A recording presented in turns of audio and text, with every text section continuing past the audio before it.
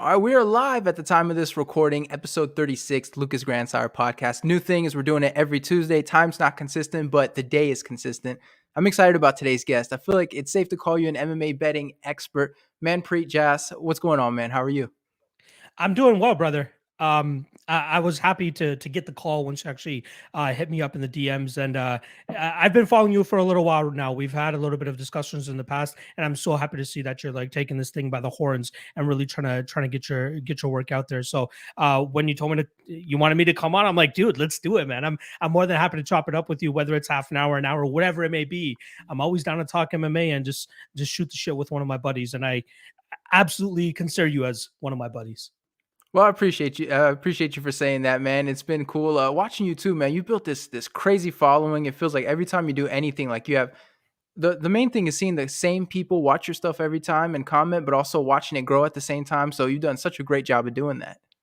Yeah, man. It's we were talking about it before we went live here. It's a grind, man. It's about being consistent. And luckily, with the UFC schedule, we have an event almost every week, so it's a little bit easier in my seat, considering that I just have to talk about the upcoming fights. Right? I mean, I don't know how it is from a different or like a journalistic perspective, where you're not just talking about the fights, but you're talking about the storylines behind them, and you're forced to make a storyline every single week and try to follow a certain narrative. Where for me, it's just like, who the hell do I think is going to win? Do I think it's worth money putting worth my time putting money on a certain fighter or not? And it's very easy for me to do that. But then at the end of the day, it's like the consistency of it, making sure that you can be reliable on a week to week basis to put out content that people rely on, to be like, okay, before I make any bets, I want to go out there and seek this guy's advice first, and then put it up against my notes and see, should I make this bet or not? So, yeah, I've gained a solid following. It's been 4 hard years of work, but it doesn't stop, Lucas. It really doesn't stop. As you know, what the UFC circus, freaking, 46 fights a year. We only have like 6 weekends off a year, but again, I enjoy it, man. It's my passion. It's something that I've wanted to do for a very long time. I've wanted to be involved in the MMA industry for the last 12 to 13 years, and thankfully, here I am. 12 to 13 years later, doing this as a full-time thing. So I couldn't be more grateful. And it is a testament to, hard work pays off, man. Just put your nose down and grind. And, I saw something, I forgot who it was. There's a famous person, I can't remember who it was, but they put out something like, I put tons of content out there that nobody has seen, just because I wasn't big enough back in the day. But now that I'm big enough, I have that body of work to show people I've been doing this thing for a long time. And that's honestly where I think it comes down to. Just keep doing it, and eventually an opportunity will pop up that will allow you to like take it to the moon. And I feel as though I've been a beneficiary of that over the last year or so. It's crazy because the building a following thing, I feel like you can do that over like multiple different things. Like you can be well known on Twitter, but nobody knows who you are on YouTube. Some people know you for your writing, but they don't know you for video. Like for me, I'm hired to do writing right now, but and the video stuff, you feel like you feel like you see the numbers and nobody's watching it. So it's like you have to build that following through multiple stuff, or figure out if you need to focus on one or something like that. It's extremely confusing figuring out, because not many people tell you how it works, but it's very confusing figuring out like where is my best chance for success, and ultimately financially too. Like what's going to allow me to put more time into it, because at the end of the day, like if you got a full-time job, you really have to pick and choose the spots that you're in. Lucas, man, you're right on the head in terms of like the having a full-time job and stuff. Like there was times where I was having a full-time job and a part-time job and doing this at the same time, and I barely had time for my significant other. But luckily for me, man, shout out to Mrs. Lock. She is an absolute rock that I needed in my life to be able to have the success that I've had. Because there's been a lot of times where I've given up nights that we should be spending together to focus on some MMA stuff, because I'm working an 8-hour full-time job and a 4-hour part-time job, and I still got to go out there and research 24 fighters every week and put out content in regards to that. So it's a lot of work, it's a grind, but passion at the end of the day is what fuels it. And knowing that seeing the big picture of potentially working in this industry full time, it really pushed me, and it obviously pushed my wife as well, to allow me to have that time to and not make me feel bad about it either, right? It's not like she's sitting there like watching me from the other side of the room while I'm studying fights or anything like that. She's not doing that. She's being very, very supportive. But in terms of your point in regards to the following, like you could be big on Twitter, but nobody knows you on YouTube, or vice versa, or anything like that. My main things are Twitter, where I have about 8,000 followers at the moment. YouTube, which I have about I want to say I just cracked 4,700 subscribers on there. But on Instagram, I'm like still in the three digits in terms of followers, right? I hate Instagram. I don't think it's I don't think it's good for what I'm trying to do, because I need to be able to type out my thoughts and all that type of stuff. I don't need a picture at all times to accompany what I'm trying to say, right? Like I hate that stuff. But you got to be good at it. Like shout out to my guy Clint from Die Hard MMA podcast, who is really taking a liking to the TikTok side of things now. Like he's making it very informative in terms of like doing little dances and shit while he's like showing his bets and stuff. But he makes it in a way that people enjoy it. Like even Dan Stupp, former MMA junkie head, right, at USA Today executive and stuff, noticing that Clint is doing these types of things, and he's like you gotta adjust to the times. And I've tried to do the TikTok thing, not for me. Like I can't do it either. You're not gonna see me doing like Bhangra or anything like that, trying to give out my picks or anything like that. But you got to find a way to adjust, and Instagram is one of those spots where I feel like I gotta tune it up a little bit more, because there's a giant market on there who has no idea who the hell I am, right? And that's where I really need to expand and stuff. But Twitter's killing it, YouTube's killing it, but you really gotta get that trifecta going. Yeah, TikTok, I've sort of made it a point when it first came out. Like, I'm a grown man. I'm not going to get TikTok. I know I'm younger than everybody else, but still, like, and at this point, everybody's trying to get me to do it, but I've taken a stance and now I have to stick by it no matter what. So, no TikTok. But Instagram's different. 'Cause, you have Twitter where you share your thoughts and all that stuff, YouTube. And then Instagram, I was like, looking at what the other journalists are doing, 'cause at the end of the day, your counterpart's going to help you. And it's all kids, food pictures, the occasional picture from a fight. I was like, this is like a personal Instagram. It's not really putting your brand out there. So for mine, like I talk to a lot of fighters on Instagram, a lot of fighters follow me and stuff like that. So I decided the way I'm going to use my Instagram is the way that's, they're going to like having me on there instead of, hey, here's my plate of chicken. So, all I do is I just post memes on there. If I see like a good MMA specific meme, I post it. And it seems to do well. And, I'm not worried about being professional on Instagram because I'm like, really, nobody really treats Instagram like that. Twitter's different. 'Cause Twitter, you can get in trouble real quick, say something stupid real quick. Like that's, especially when you work as a journalist, like people look at your Twitter, like that's you. You say some stupid shit, there's your screenshot and you're on every article. But Instagram, I was like, look, the fighters don't care that I've had chicken. They just ate chicken. So I was like, I'm going to stick with memes. And so far they seem to enjoy it. I haven't gotten any unfollows. So that's my best. That was my best thing for Instagram. In regards to Twitter, for me, I think I really start to see it take off when I start to put a personal touch to it, right? Like Yeah.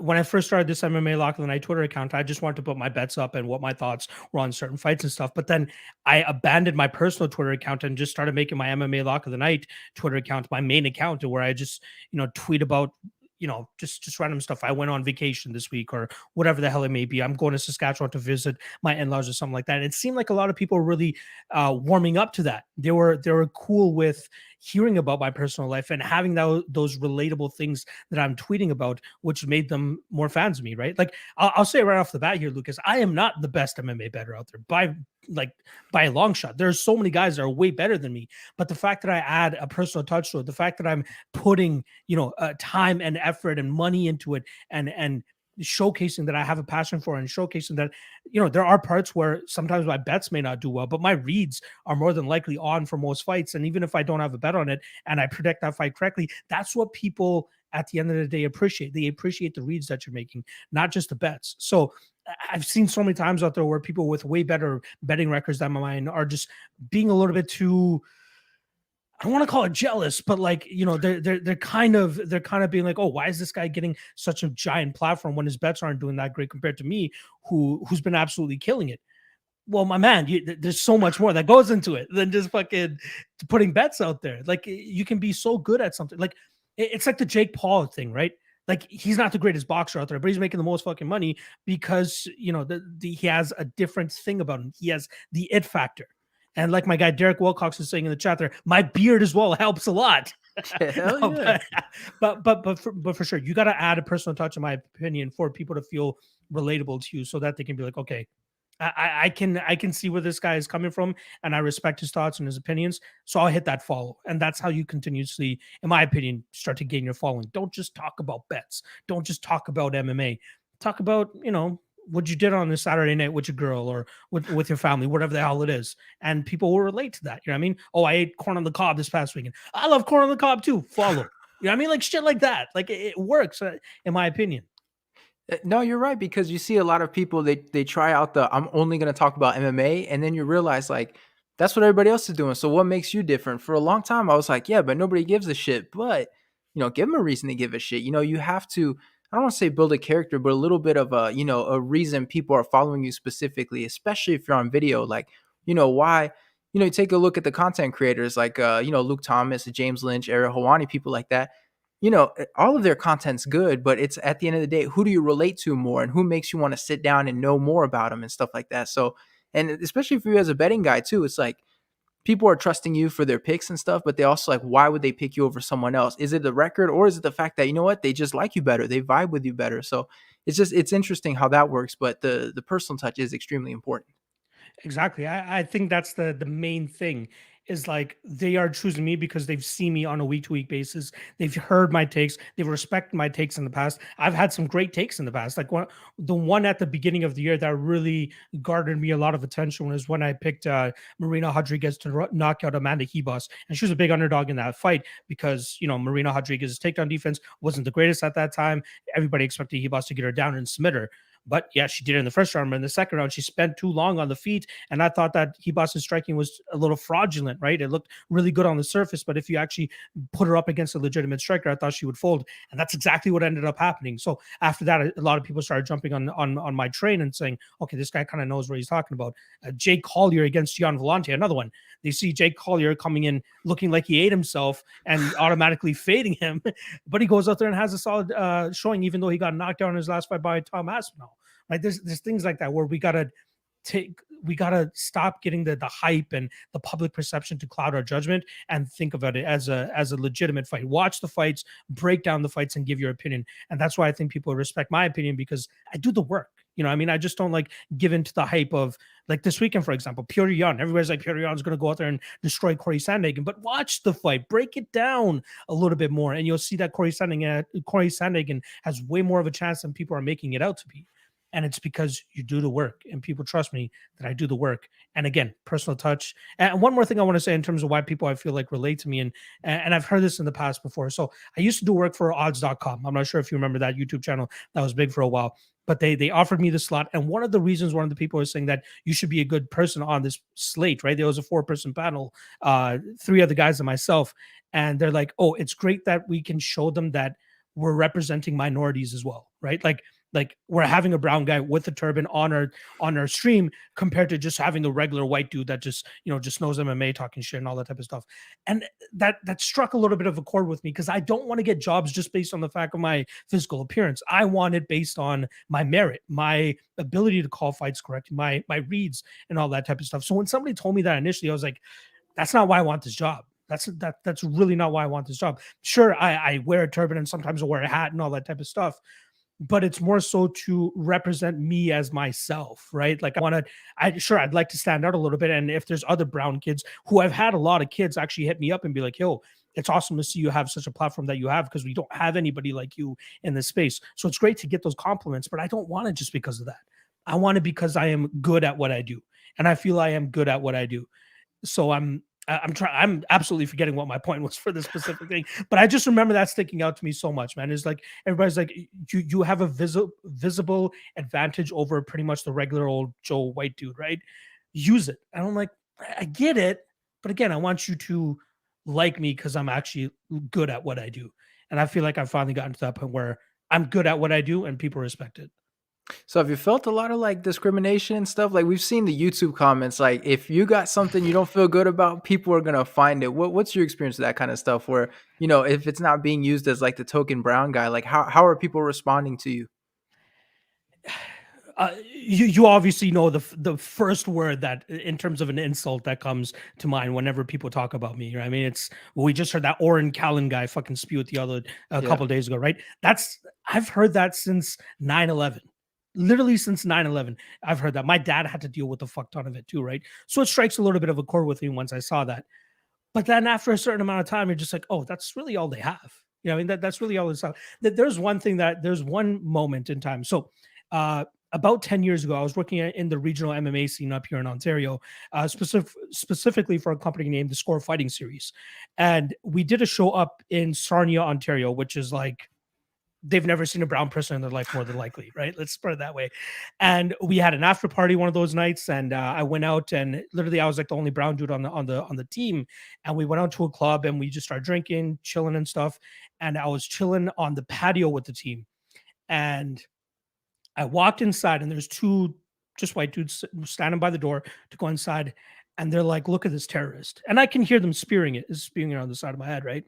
So I walk in, take a whiz, come back, and as I'm walking back in, there's a very pretty white girl that is on my team that I'm working with, right?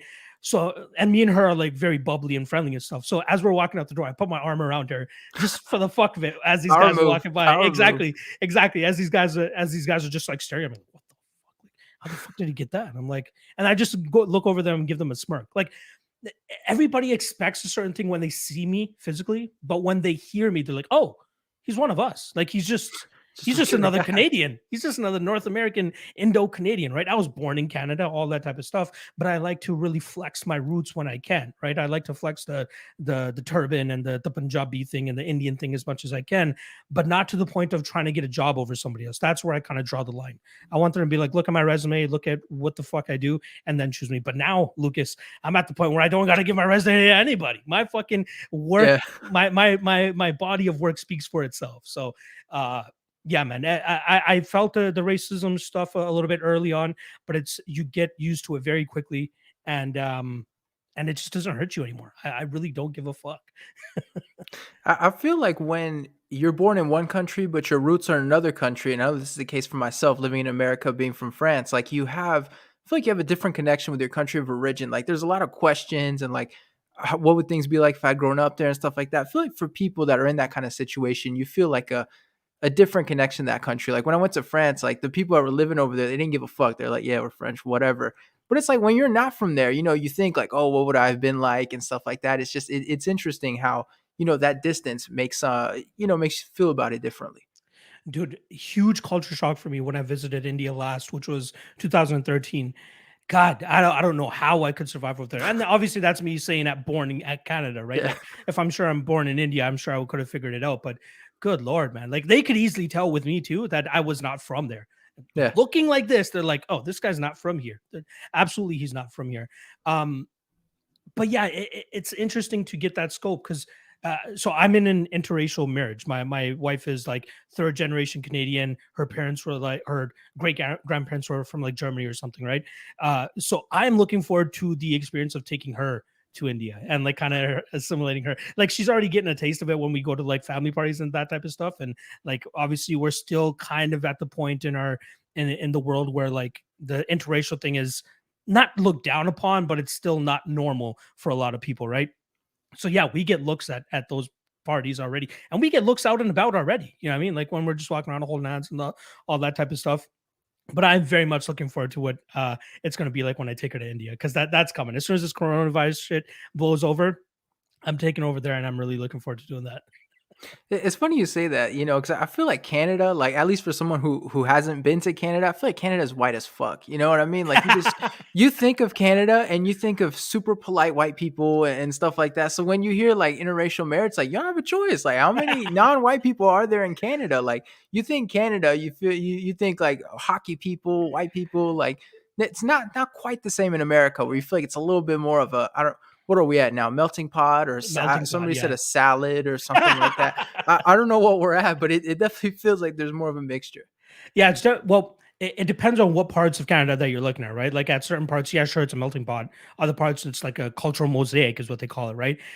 Like in Toronto, like there's so many different cultures. Specifically, where I'm at in Toronto, Brampton, it is they call it Bramladesh for a reason, right? Like it's literally just all brown people. Like the whites and the blacks were minorities in my middle school, elementary school, and high school. There was literally like one group of white kids and one group of black kids. That was really about it. Everybody else was brown. You know what I mean?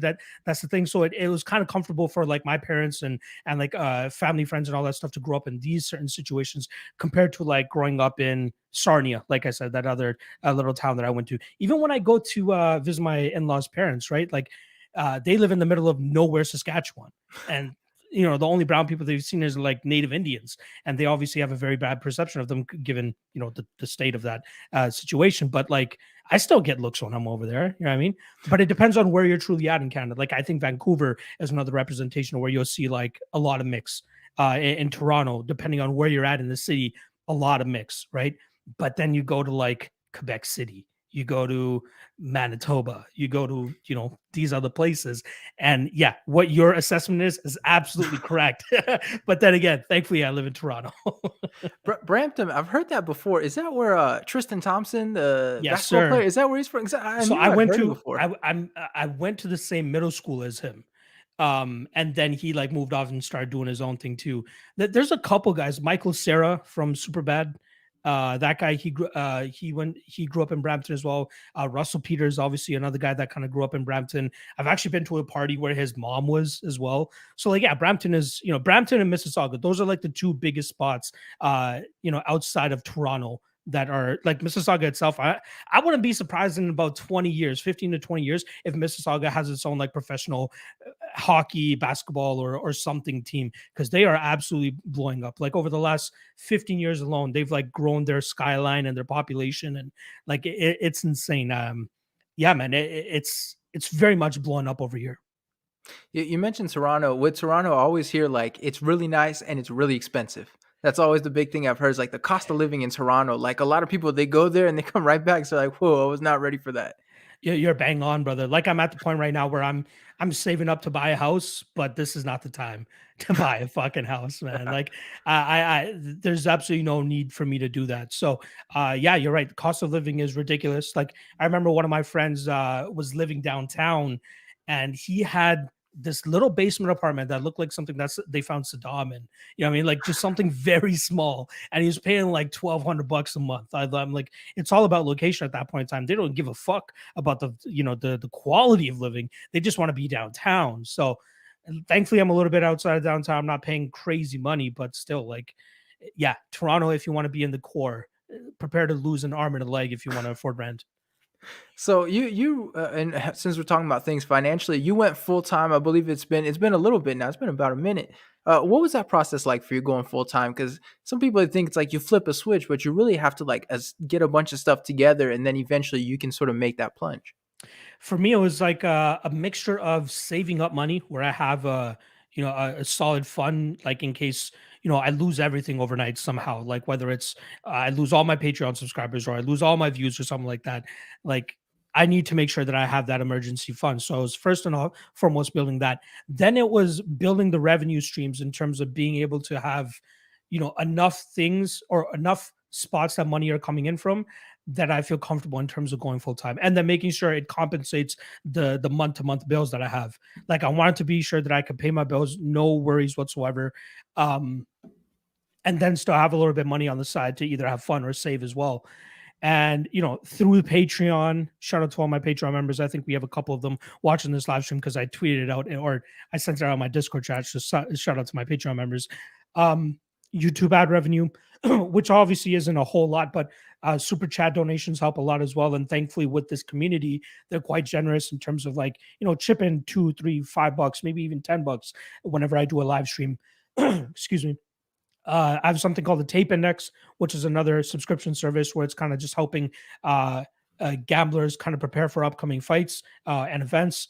It's kind of just like a guidebook, pretty much. And we've started to promote it towards coaches as well, too. Shout out to James Krause, who doesn't think that we're charging enough for it. It's only $3.99 a month, but like, that man is forever a business mind. But we're trying to get into that market. And yeah, what would I say? So Patreon, YouTube ad revenue, Tape Index, affiliate programs with betting websites. Like, I've built up a couple of those. So it's more so just building all these other revenues rather than just focusing on one revenue. And not to mention betting winnings, right? Because that is obviously a way that I make a decent income as well. So um, it was all about making sure that I had everything covered in terms of builds first and foremost. My wife at this moment in time, yeah, she's working, but she's planning on going back to school to finish her master's, which is going to take another 2 years. But that will put me in a position where I need to make sure that we're both okay. And I've got my point where we're both okay. So it was a big step. but I knew for, just for my wife, first and foremost, giving her the time that she needed compared to, working a full-time job and then working this, which is another pretty much full-time job. I wanted to give her the time of day. And that was a big part of my decision as well. Her, my family, I wanted to spend more time with them. And yeah, it's worked out, man. It's truly worked out. I can't thank my Patreon members enough. That's a huge part of the income stream as well. And then obviously my subscribers to YouTube and all that type of stuff. They're allowing me to live out my dream right now, and it continues to trend in a positive direction, brother. Like it's it keeps getting better. We're right now at the part of the betting world where we're going to be seen as pioneers, because on a month to month basis, states are starting to legalize gambling, and every month I get more people hitting me up, be like, "Hey, my state just legalized betting. I can't wait to get into betting. I've been watching for a little while. You seem to know what you're talking about. I can't wait to take some of your advice and try to make some money now that I can legally do it." So yeah, a year down the road, 2 years down the road, it's going to be great that I've already set my seed about 4 years ago, and now it's paying off. The betting thing is crazy because when I went back to France for college, it was still illegal in the United States, and in France, like I didn't think about sports betting, and I get there and everybody is into betting. It's just soccer because that's the big sport and stuff. And then finally, someone was like, Lucas, you were in the United States. You watch any kind of weird sports? And I wasn't gonna say MMA because that is way too difficult. But I was like, yeah, man, I follow the NBA, and I said it super casual, and every day you have like 8 dudes waiting for you with their phones out. All right, Lucas, we got Memphis versus the Raptors. We got that. What are you thinking? It's like, bro, man, basketball is hard as shit too because Yeah. anything can happen in that game because everybody's scoring so much. Like soccer feels like it's slightly safer, but basketball, like, and I'm telling people stuff, and but I'm like, look, man, I don't take any responsibility for this stuff. I'm just saying things off the top of my head. I don't know why on earth you would trust me. Like I didn't sit down or anything. I'm just telling you, hey, Memphis seems good. Like, but it's crazy because people take that stuff seriously. Like I didn't realize how serious the sports betting stuff was until I experienced that. And then I come back to the United States and it's legalized, and you see all the betting people kind of pop up, and the ones who are doing good are obviously rising to the top. But it's crazy, like you see even with guys getting hired by the Athletic, just how big the betting aspect is getting. Yeah, for sure. There's a lot of those like media websites that are going to be looking for guys like myself that already have experience within the industry and kind of know what they're talking about. I do quickly want to touch on like the basketball betting that you just kind of brought up. Like, I don't know how people can confidently bet on team sports, because that's like there's way more variables in my opinion compared to like an MMA fight where you have two guys going in there and they have their preferred styles of fighting, wrestlers, jiu-jitsu players, whatever it may be. But with like basketball, like I'm sure if somebody's balls deep into it, they can pretty much tell you, okay, this fight or this team is very offensive minded and all that type of stuff. But a lot of it has to do with statistics and reading numbers and formulas and all that type of stuff. I can't do that, man. Like I don't know how people are able to do that. But again, all power to them. Like they've found ways to be profitable out of it, and they some people are even saying it's easier to bet on team sports than it is MMA. I kind of disagree, but also like what with betting team sports, a lot of it is betting the spread, right? That's how you get even money. Like you bet Raptors -7.5, they have you're aware of how spreads and all that stuff work, yeah? Yeah, for the Okay. most part, for the most part. For the most part. So like the way that betting makes it even is by adding those spreads. So it's pretty much an even game if they give Raptors a 7 point disadvantage. So they need to win by more than 7 points or 8 points to actually cash a bet. And then you get half, like pretty much you put $100 down, more than likely you're getting about $95 back whenever you bet the spread. But with MMA, like we don't really have a spread. We just have, freaking Kayla Harrison fighting tomorrow -5,000 favorite, right? You got to put $5,000 down to win $100. Like it's crazy, but you got to find those edges. Like a lot of people don't like betting over -250, which is you put 250 down, you win 100 back. People think that's chalky. People think that that's a square bet at times. But like you got to find the edge. Like if you think this -250 deserves to be a -500 or a -400 or something like that, then you see value on the line, so you're willing to pull the trigger. So in a sense, it might be a little bit harder to bet MMA considering the wacky lines we get at times. But I feel more comfortable doing that, man, compared to betting. Like again with basketball, how do you know they're gonna give this guy X amount of minutes? How many know you're gonna get this guy playing as much time as you need him to play for your team to do well? How do just shit like that, injuries, all that type of stuff. So much to account for in team sports. MMA, I feel like it's a lot more cut and dry. If you know their styles, if you put in the time to do the research and the tape, I think it's a lot easier than team sports personally.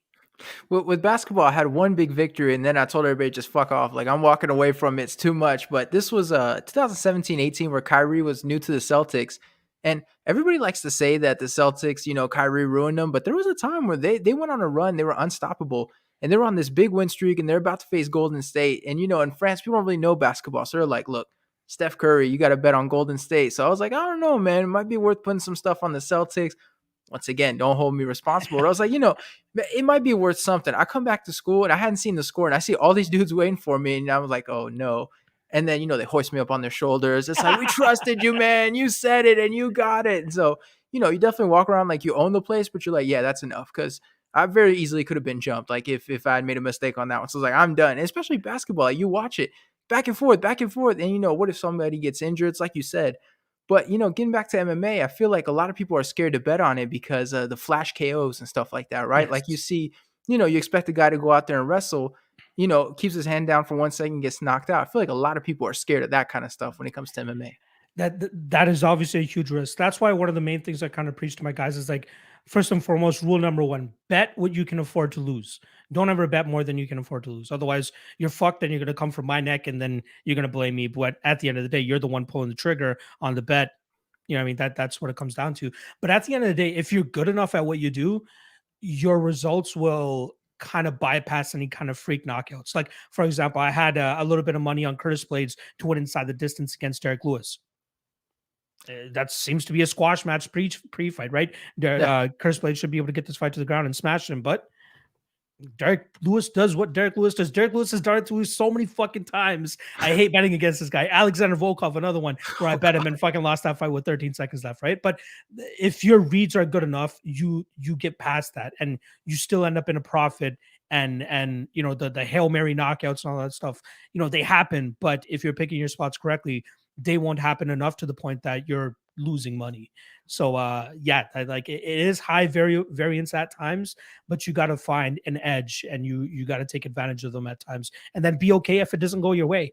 As long as your read it was correct to a certain extent, you made the correct bet. So that's something that a lot of people don't understand either, right? Like they're like, um, let's just take for example, I'm trying to remember one off the top of my head, but it's just like they never see value in a losing bet. They're just like, there's only value in a winning bet. How are you going to claim that this was the right bet if it ended up losing, right?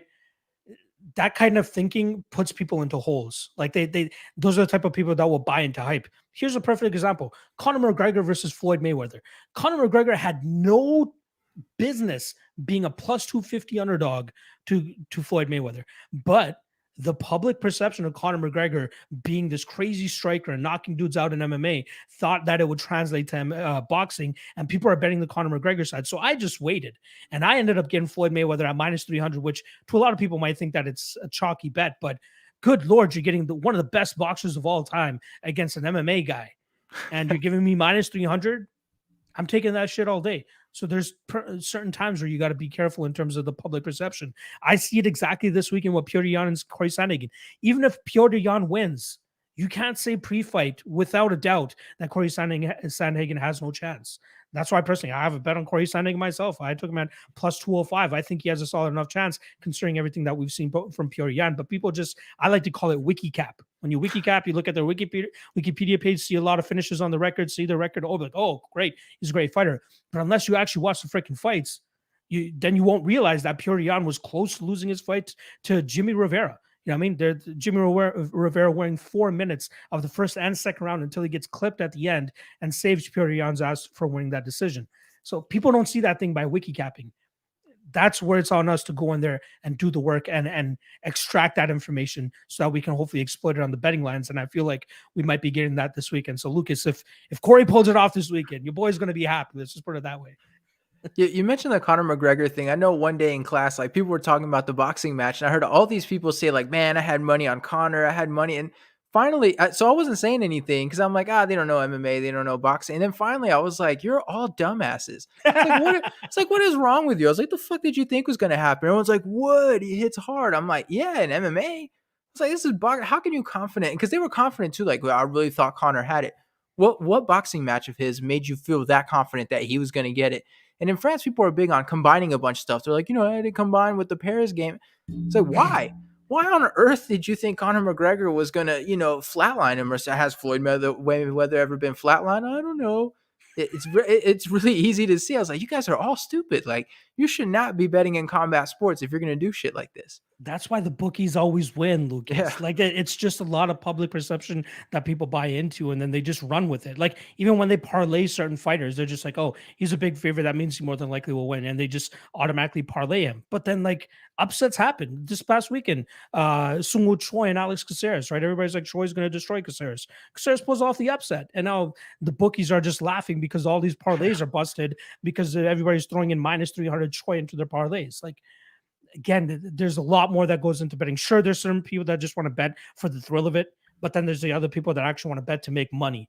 I'm in the business of making money, Lucas. I'm not in here to like, sure, I'll have a crazy Hail Mary parlay, or as I like to call it, proclaimed by my Patreon members. I put together something called the Gabby Garcia parlay, where we just parlay everything that's on the fucking card and hope for the best. Like, sure, there's those types of plays, but I don't put my thousands of dollars on it, right? Like my $1,000 bets normally go on spots I feel very confident about. That's where I pull the trigger.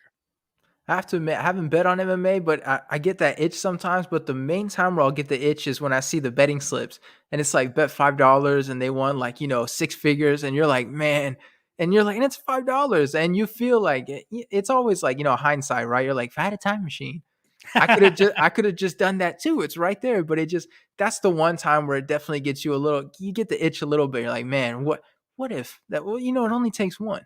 Why do you think like on those UFC broadcasts, like they'll always pull up the DraftKings sportsbook, big better alert, put fucking Yeah. $250 to win 18K if these fighters win? Like not often do those hit. Like the biggest one that I've hit was actually earlier this year. I put $250 on like a 12 leg parlay over a couple events, not just one event, like 3 or 4 weeks, and it hit 18 grand just off of 250 bucks. Damn. But like those are few and far between, right? Yeah. Like you gotta temper yourself in terms of getting crazy with it. I had another one the month after, $500 to win 10 grand, but again, since then I haven't hit anything that big before since then. So it's just like it's like viral parlays is what people like to call them, right? You can get a huge amount of like publicity and love off of it, but like how often are you hitting it? I had so many people hit me up months after it'd be like, "Yo, what are you playing tonight? Well, what's your parlay tonight?" I'm like, guys, just know that this more than likely will not hit. But if I were to put one together, this is what it is. Some people get mad at me, some people don't. It is what it is, man. So I have to know a little bit about this. I'm going to put you on the spot here, just a fair warning. But I follow the betting people in MMA, or at least I try to. I sort of look at everything.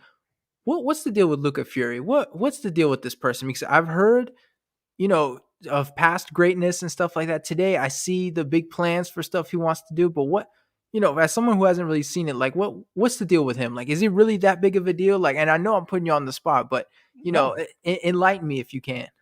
no. Lucas, one thing you'll understand with me now that I don't have strings above me anymore, I can say whatever the fuck I want. Apologies for my profanity there.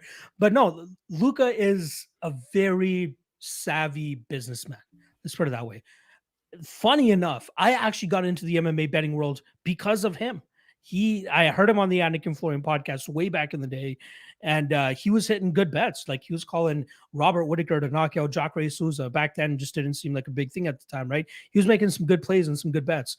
So I started following him for a little bit, and then he started to go on a bit of a downturn. Like he wasn't hitting bets much, and like all the bets you were making, like he had such power over the industry that I'm pretty sure odds makers were following his bets too, because whenever he would make a bet, the odds would swing immediately. Like he would release a bet to his subscribers, and then it will go from like minus 200 to like minus 450, like immediately. I've never seen anything like that since. Nobody can say they move markets the way that Luca Fury used to do. But I think at the time he was the most popular guy in the space. And again, I consider myself a pioneer who've only been doing this for 4 years. This guy's been doing it since like the late 2000s, right? He's been doing it for a long time. So he was one of the first big names in the space. And then he started losing a couple of events and it really wasn't going his way. And then he put all of his money into Bitcoin and it fucking exploded. And that's where he became a millionaire. Like he made good money off of selling his picks because he was selling them for like, I think it was like 3 months for $1,000 or something like that. Like he was selling them for a lot of money. And apparently he was putting a lot of money on these bets too. So a lot of people trusted him just because of the big money he was wagering on this stuff. And that's a big, like, That's a big marketing tool in a sense, where you're like, oh, look, I'm putting 5 grand on this fighter. That means I have a lot of money. I've been winning a lot of money from betting. So you should follow what I'm saying. But that's just not the way it should go, right? Like $5,000 to me is peanuts to somebody else, or it might be everything to somebody else. So you got to keep that into keep in mind. But in terms of Luca left because he made money off of Bitcoin, and now he's talking about coming back. But like, I just don't know how serious he truly is with it, right? Like he's saying he's coming back. He's saying he's got to move. He's saying he's. I think he's feeling the pressure of giving out legitimate picks at this time, because anytime he gives any analysis on Twitter, he's picking both sides so that he can cover his ass to be like, oh yeah, I got this wrong, but I did say this. I did say he could lose like this, and this is how we lost. So I'm not warming up to him as much as I used to. Like I've leaned on him in the past for like betting advice a little bit, and I respected his spot in the game and in the industry. But this dilly dallying over the last 6 months, 7 months is really rubbing people the wrong way. Personally, I just don't give a fuck anymore. Like if he comes back, great. If he doesn't, great. It doesn't matter to me. I'm gonna keep doing my breakdowns. I'm gonna keep posting my picks. But he has a huge following, as you can already see. His Instagram followers, Twitter followers, all that type of stuff. He has a really big following, and he's quite respected within the industry. So yeah, if he does come back, it would be a big deal. It would be a big deal considering he was one of the biggest guys to do it to begin with. But now I think the game has just changed so much that there's so many better guys out there than him. But he just has such a huge following that he'll more than likely always be successful no matter where he goes. It's interesting because I see a lot of people like that in MMA where they're almost scared to like definitively pick a side and then be willing to die by it. Like Luke Thomas, for example, I don't watch his content as much, but when I did, he'd present an argument, and then the whole time you felt like he was preparing for someone to try to counter it. So he would start giving you both sides and stuff. And I feel like a lot of people are, because it's true, you can't look like a dumbass if you say like, this guy's gonna go out there and wrestle, he doesn't wrestle or something, because people are quick to come back and they keep receipts and stuff, and it's like, look, everybody thought the same thing before it happened, but I'm seeing it more and more where it seems like people are trying to cover their ass, and not a lot of people being willing to die on like, I'm standing by this, and it's like, and no matter what, I'm gonna stick with it. It's funny because like my branding is lock of the night, which is kind of like taboo within the betting community to say something is a lock. And I'm just like, guys, fucking, it's a word. You know what I mean? It's a word where I'm saying this is my most confident spot on the night. And I'm fully transparent in terms of whether I win or lose my bets. I put out my bet slips. I keep a third party track record and all that type of stuff. But the funny thing is, when you win a bet, nobody says anything. But when you Yeah. lose a bet, There you like, go. you're a fucking dumbass. Ooh, how'd you think he was gonna win? Like, dog, where were you when I hit my bet the other week? And you were talking shit the other week, right? Like, so it's kind of just I've gotten thick skin over the years now, where I just like I don't care. I'm putting my bets out. This is where I'm most confident in. Tell me if you feel comfortable in doing so. If not, fade me. Good luck to you. Yeah, man. For me, I think right now on my podcast for this year, I'm hitting at about 63%. That's just predictions, not bets. That's just me picking a winner for every single fight, hitting at 63%, which I think is not too bad. I think the industry standard around what I'm seeing around is like higher 50%. So to be even like, close to mid 60% is not too bad for me. But yeah, given my position and given my platform, I have to give a pick for every single freaking fight, every single week. And I have to deal with the repercussions if I don't go 12-0, Lucas. If I don't go 12-0 on a card, I'm going to get some shit. So high bar to attain there. We talked about social media and marketing before. How close do you think you are to the verified check on Twitter? It feels like all the MMA people are getting it. Do you feel like you're close to Oh, it at all? dog. I see. The thing is, it seems like they need a media outlet to Yeah. verify that I'm a legitimate person. But like, I don't work for any media outlet, so to me, it'll be nice to get that check mark to show people that I'm a legitimate person and not just some troll giving out pics and stuff. But when it comes, man. I know as my reach continues to grow, as the trend continues in the positive direction, it's just a matter of time to the like, all right, you know what, fuck it, give it to this guy. He shows his face to the public 4 times a week talking about fights. He is a real person now. A lot of people were like, you guys shouldn't care about the check mark. You shouldn't talk about it. I'm not gonna lie to you, man. Like if it happens someday, like there's definitely gonna be a moment of like, holy shit, and then you probably won't care afterwards. But it's like, to try to shit on people for something that. But before we get into this industry and stuff, you see the check mark famous people. It's like we're not supposed to talk about it, but there is a small part of you that's like, it would be pretty freaking cool to have it. For me, the only reason I would want it is to show when I'm trying to interact with like fighters and coaches and other people that are like, legitimate in the industry, that I'm Yeah, a legit person, that I'm right. not just this, You're not a again, super troll. fan or yeah, Yeah, exactly. I am not sure, I'm a super fan, but like to a certain extent, like I know exactly where you're coming from when you're saying that, but like I want them to show that I'm somebody legitimate within the industry, not just a guy named MMA Lock of the Night Yeah. fucking talking shit. I think there's a certain point I think I'm going to do in the next couple months where I'm just going to keep everything MMA Lock of the Night, but like really start pushing my name, like make my Twitter handle Manpreet Jhass. Excuse me. Make my Instagram handle Manpreet Jhass, but still keep like at MMA LOTN and those types of things. Because I think that would be a little bit more respected within the industry to be like, okay, he's actually using his name, he's using his face. Unless, of course, people already watch my podcast, right? Then they already know that I use my name and my face. But there's not a lot of people that, I have 4,700 subscribers on YouTube, and I have like 8,200 people follow me on Twitter. Those 8,200 people, more of them will probably think that I don't talk in front of the camera every week unless they see my podcast. So, yeah. And that's the thing too, because it's a tool also, it's a legitimacy. Like if I don't use Twitter to book interviews, but say I did, if you saw my profile with no check mark versus with a check mark, right? Your reaction is going to be a lot different. Even when people follow you, there are guys you've never heard of ever, but because they have a check mark, all of a sudden it's like, oh, who's this guy? Even Yeah. though you click on it and they're like following 36,000 and you have no idea who they are or what they do, but still, like, it's the legitimacy. It's the fact that it's a tool. Like all of a sudden, like if you reply to, I'm trying to pick like a big name, like John Jones or something, he's going to take notice of that blue check mark before, he takes notice of just random super fan 31 saying, I hope you kill it, man. Yeah, it's almost like getting media credentials, right? You Yeah, you have a credential to show people that you're a legit person, not exactly. just super fan MMA 1997 or some shit like you're saying.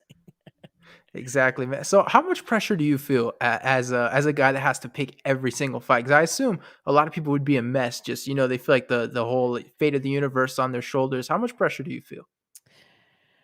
Honestly, before I felt a lot more, but now that I'm super comfortable in my position, I don't feel as much. You know what I mean? Like I've gotten to the point where I know that if I lose a bet, I will more than likely get shit on.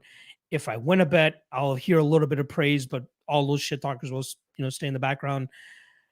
I don't feel I just don't feel the pressure anymore. Like there are guys that just can't stand the pressure.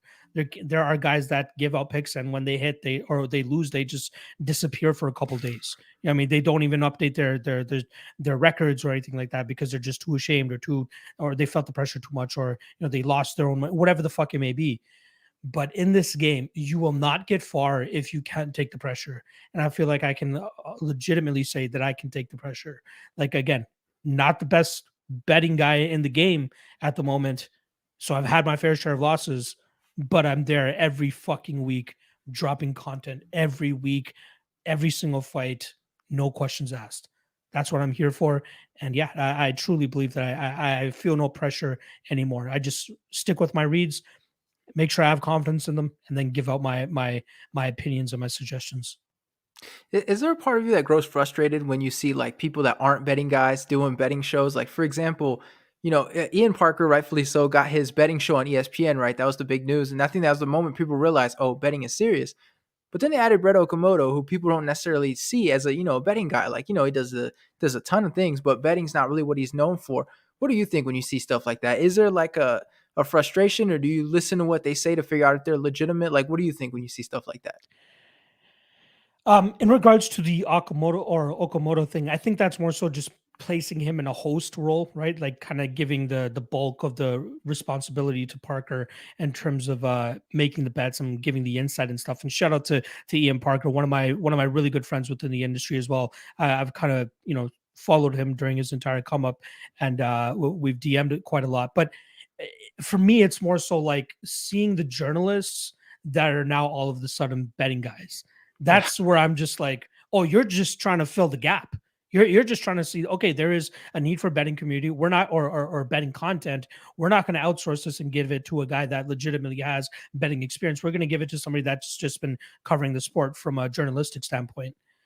That kind of, again, it doesn't super rub me the wrong way because if I were to get the opportunity to work for an MMA fighting or an MMA junkie, I'm not 100% sure I would take it. Like I would want some sort of limitations to the extent where I can still be fully my own boss. Like if they're like, okay, we want you to do your show, but on our channel, but we're giving you free reign, then I'd feel a little bit cool about it, right? So it doesn't completely rub me the wrong way, but I do have some question marks when they are leaning on certain guys who are again are just journalists and don't really have a betting background or really know much about it. um it does, I do just give them that like little stink eye, like I see what you're doing, I see what you're doing, but you guys should be outsourcing this to the plethora of other guys that are out there doing this thing legitimately. So I don't know, I think it's just a matter of time before that change starts to happen. But it could also be a lot of these media sites just being stingy with their money, not wanting to employ somebody else, and you know, they already have somebody that's legitimate at what they're doing in terms of MMA. Let's just make them say betting shit now, and hopefully it works out. That's what it seems like. I know when I first joined Clutch Points, like there was I forgot what pay-per-view it was, but they were like, "Hey man, we're gonna need you to do betting articles on it." And they're like, "Just do the odds." So I thought, I was just gonna tell you here are the odds, and they're like, "Look at an old one so that you can see the format." And I look, and it's like, you got to give context, you got to break down the fight, how one person's gonna win, how the other person's gonna win, what you think is gonna happen, what's the official. I was like, "Whoa, whoa, what?" Like, yeah, I'm not a betting guy. I have to. I was like, I'd have to sit down with my notebook and really, and you guys want me to do this on the fly. Like, I didn't feel super comfortable doing it, but I was seeing how the other people had done it because they didn't really have an MMA guy. And so it was sort of like the guy who'd seen some face punch and like, hey, can you go in there? And so I was reading, I think it was Darren Till versus Derek Brunson, and I'm reading the breakdowns. And I was like, have you seen any of these guys fight? Because he was like, Derek Brunson, known for his kickboxing, blah, blah, blah. I was like, yeah, but Derek Brunson's a wrestler, man. Like, Yeah. what are you talking? And he was like, and he's not going to use his wrestling against Darren Till. And then obviously I'd seen the fight, so I was like, that's definitely wrong. But the whole time I'm reading it, I'm like, what are you talking about, man? This is so completely wrong. Even going on his, look up his name and you'll see more things that could have helped you. But it's crazy. Like people think they know. And then when it actually comes down to do it, you realize like, oh yeah, you actually have to research. You actually have to, know what you're talking about and watch these guys. For me, like again, a lot of the journalists doing the betting stuff, it's more so that they're just, a lot of them will just highlight what their accolades are or what they did in their last fight. Like not what they did or how they did in their last fight, right? Oh, they won by knockout in their last fight. More than likely, they're going to win by knockout. Why are they going to win by knockout though? Do you believe that he has a significant striking advantage over his opponent? Do you think he has significant power? We don't see any of that. We just hear them say or see them post. Okay, I'm thinking fucking Piotr Jan to win by decision, but why? Why do Yeah. you think he's going to win by decision?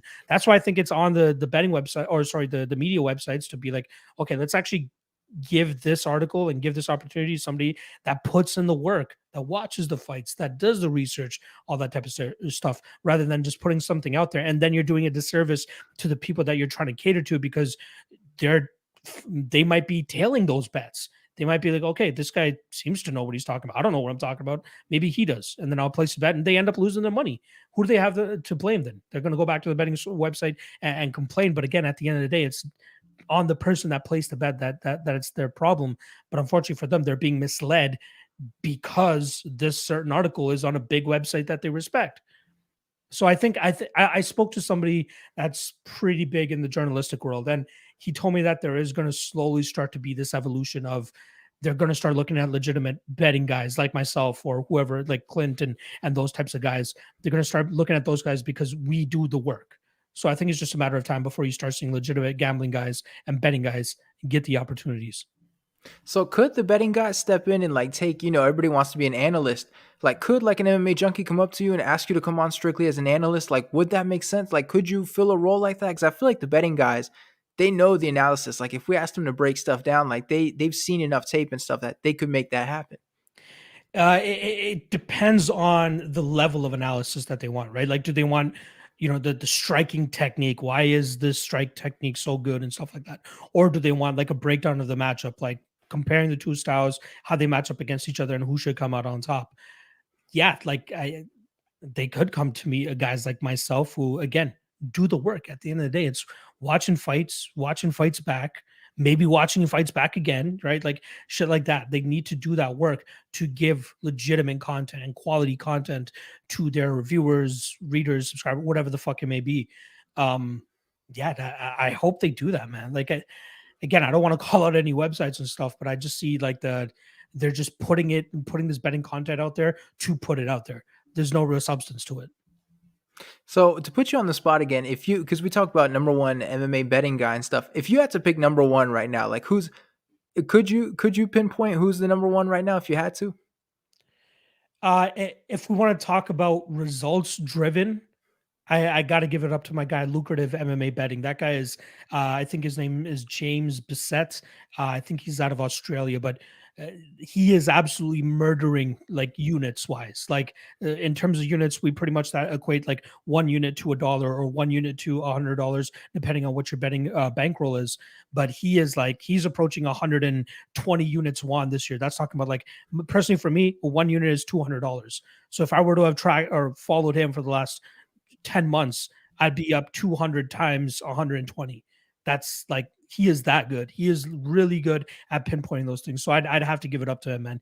Results wise, third party tracked, unbiased, no crazy, like sneaky marketing scheme or anything like that. The guy's doing it right and he's doing it transparent. And that's the main thing I can say. So shout out to my guy, Lucrative Betting. So before we wrap things up, and obviously I'll let you plug all your shows and stuff like that, but what's your like ultimate goal in this industry? Like if you could look, I don't know, man, 5 years from now, 10 years from now, like what's the goal? Like what would be the point where you look at it and you're like, that's exactly what I want to be doing?